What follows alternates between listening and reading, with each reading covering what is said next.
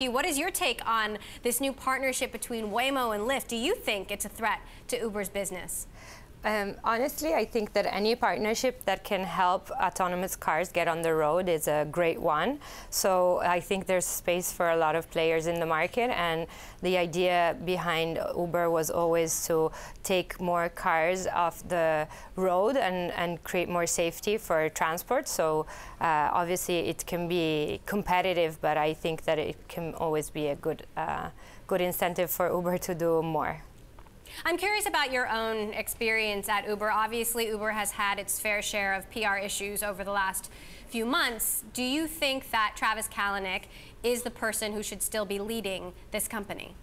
I actually chose Uber because of interviewing with Travis. I think he's a great leader. A lot of what he comes outside of the company is very different from how he is internally. I think he's always cared about the way and the direction of the company, and he's said many times that he was going to change. So obviously with a company that's growing so fast, when I joined Uber, we were like a little more than 100 people. Now there's over 6,000.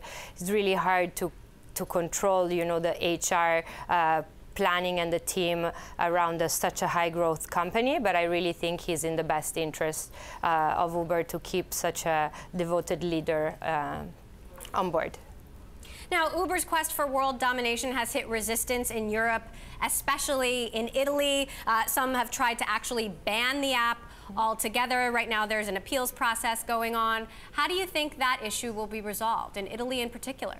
Yeah, I mean, I think Uber problems have been seen across the world, but what is really strong is that users are really behind the app and they really want to use it. And this we've seen also in Italy, the users being very loud and consumer organizations really being loud, defending the battle that Uber is trying to bring on in Europe, which is to actually liberalize markets that are way more closed than actually you can see in the US. So with very few licenses for taxi drivers, and these licenses owned by the actual drivers, it's very hard for politicians to stand behind, you know, new innovation and competition. But what we've seen is that users have really stood up for the app and for new types of services. And if you come to a European city where Uber works properly, like London, everybody is like loving it, and it can be done. I think there has to be new regulation put in place, but this new regulation has to foster innovation, and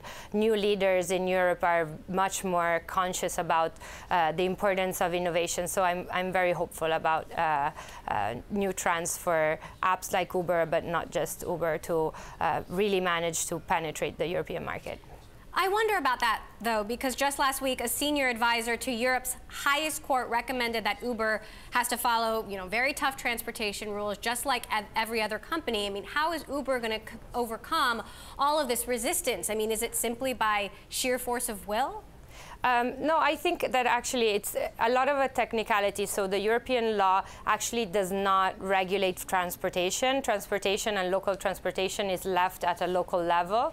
And this has created a lot more problems than many other technology companies, which have been able to, you know, be facilitated by regulation that is actually a European-wide. So the point that is very important to notice and to underline is the fact that at a EU level, very little can be done about local transportation rules. So this is a little bit the struggle that Uber, but also not just Uber, there's also companies like BlaBlaCar, who is a carpooling company, and it's a French company, and so it's born in Europe. It's also a unicorn, but they had seen a lot of struggles also because regulation around carpooling is not very clear in the European market.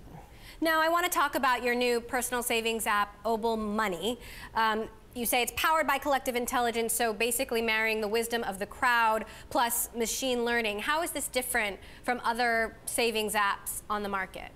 Yeah, I think that a lot of saving apps in the market are very passive. They allow you to do saving through roundups, for example, or saving through algorithms.